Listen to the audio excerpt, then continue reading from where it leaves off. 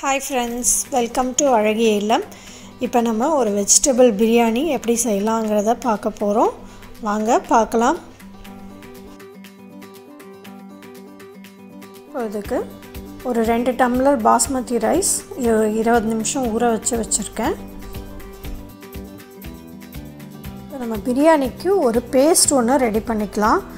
புதினா, இஞ்சி, பூண்டு, பச்சை மிளகாய், கொஞ்சம் சோம்பு, ஒரு 3 ஏலக்காய் போட்டிருக்கோம், கிராம்பு, அன்னாச்சி பூ, பட்டை. இது கூட நம்ம முந்திரி இல்லை பாதாம் இதெல்லாம் போட்டு நம்ம அரைச்சிக்கலாம் கொஞ்சம் ரிச்னஸ் கொடுக்கறதுக்கு. நமக்கு பேஸ்ட் ரெடி ஆகிடுச்சு. இதை அப்படியே வச்சிடலாம். இப்போ காயெல்லாம் கட் பண்ணி வச்சுருக்கேன். நீங்கள் பட்டாணி வேணாலும் போட்டுக்கலாம். கேரட், பீன்ஸ், உருளைக்கிழங்கு, அப்புறம் கருவேப்பிலை, பட்டை, கிராம்பு, அன்னாச்சி பூ, பிரியாணி இலை எடுத்து வச்சுருக்கோம்.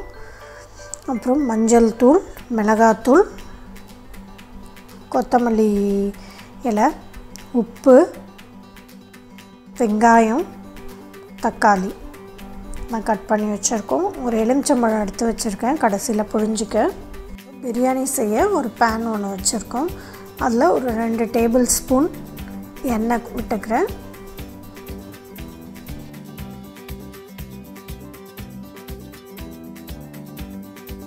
ஒரு ஸ்பூன் நெய் கொஞ்சம் விட்டுக்கிறோம். நல்ல டேஸ்டியாக இருக்கும். எல்லாம் நல்லா சூடானதுக்கப்புறம் நம்ம வச்சுருக்க மசாலா ஸ்பைசஸ்லாம் அதில் போட்டுடலாம்.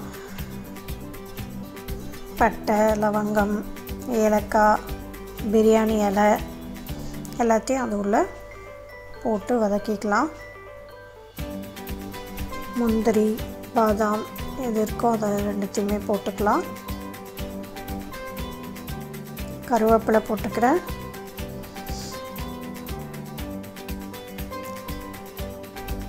இப்போ இதெல்லாம் நல்லா ஃப்ரை ஆன உடனே நம்ம வெங்காயத்தை அதில் சேர்த்துடலாம். கொஞ்சம் கோல்டன் ப்ரௌன் ஆகிற வரைக்கும் வதக்கிக்கலாம். இப்போ இன்னும் கொஞ்சம் சின்ன சின்னதாக வெங்காயம் கட் பண்ணி வச்சுருக்கேன். அதை இதுக்கப்புறமா சேர்த்துக்கிறேன். சேர்த்து இன்னும் கொஞ்சம் வதக்கிக்கலாம். இது ரொம்ப வதங்கணும்னு இல்லை, ஓரளவு வதங்கினா போதும்.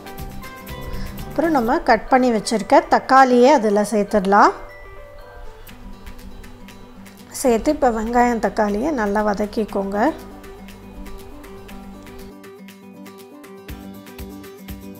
இப்போ நம்ம கட் பண்ணி வச்சுருக்க காயெல்லாம் இதில் சேர்த்துடுங்க. வெங்காயம் தக்காளி கூட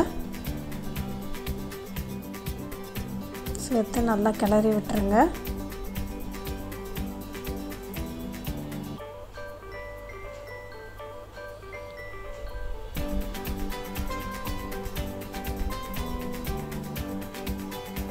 இப்போ கொஞ்சம் மஞ்சத்தூள் கொஞ்சம் சேர்த்துக்கிறேன், ஒரு 1/2 ஸ்பூனு.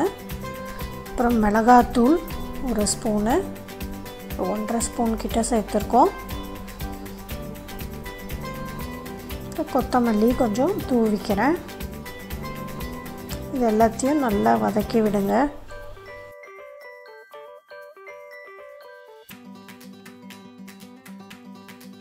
இப்போ இதெல்லாம் நல்லா வதங்கின உடனே நம்ம அரைச்சி வச்ச பேஸ்ட்டை இதில் சேர்த்துடலாம். சேர்த்து அந்த பேஸ்ட்டோட பச்சை வாசனை போகிற வரைக்கும் நம்ம நல்லா வதக்கிக்கணும். இப்போ நம்ம அரிசிக்கு தேவையான தண்ணியை இதில் சேர்த்துக்கிறோம். 2 டம்ளருக்கு நான் ஒரு 4.5 டம்ளர் தண்ணி ஊற்றிருக்கோம்.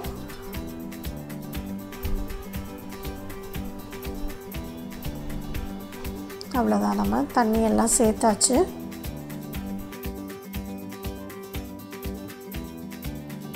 இப்போ இது நல்லா கொதிக்கணும். அதுக்கு முன்னாடி நம்ம இந்த பிரியாணிக்கு தேவையான உப்பை இதில் சேர்த்து நல்லா கலந்து விட்டுடலாம்.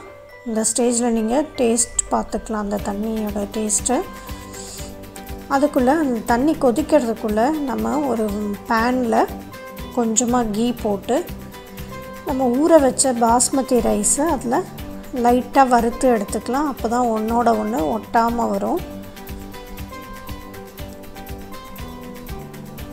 ஸோ ஓரளவு அந்த நெய்யெல்லாம் படுற அளவுக்கு வறுத்து எடுத்துக்கோங்க.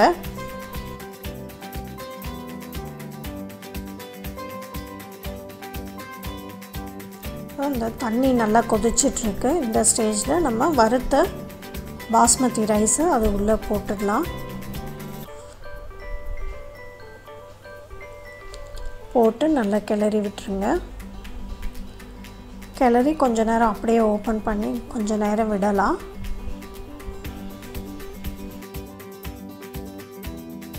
கொத்தமல்லி கொஞ்சம் தூவிக்கிறேன்.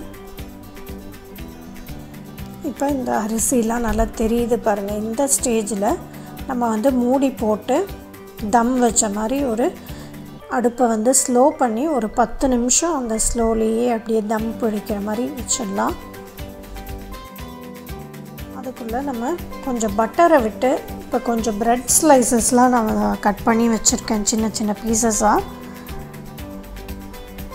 அதை இந்த பட்டரில் போட்டு வறுத்துக்க போகிறோம். உங்களுக்கு வேணும்னா இதை பிடிக்கும்னா போட்டுக்கலாம், இல்லைனா இதை ஸ்கிப் பண்ணிக்கலாம். இப்போ ஒரு 10 மினிட்ஸ் கழித்து திறந்து பார்க்கலாம். நல்லா குக் ஆகிடுச்சு, சூப்பராக ரெடி ஆகிடுச்சு, நல்லா பொல பொலன்னு. இப்போ நம்ம இந்த ப்ரெட்டை இதில் சேர்த்துடலாம். அப்புறம் நம்ம எடுத்து வச்ச ஒரு லெமனை இதில் ஜூஸ் பிழிஞ்சிக்கிறேன்.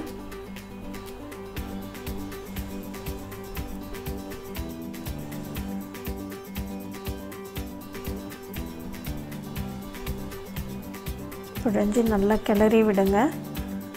பாருங்கள், சூப்பராக ஒட்டாமல் வந்திருக்கு. நல்லா கிளறி விட்டு சாப்பிட வேண்டியதான். சூப்பர் டேஸ்டியான வெஜிடபிள் பிரியாணி ரெடி ஆகிடுச்சு. செஞ்சு பாருங்கள். நன்றி.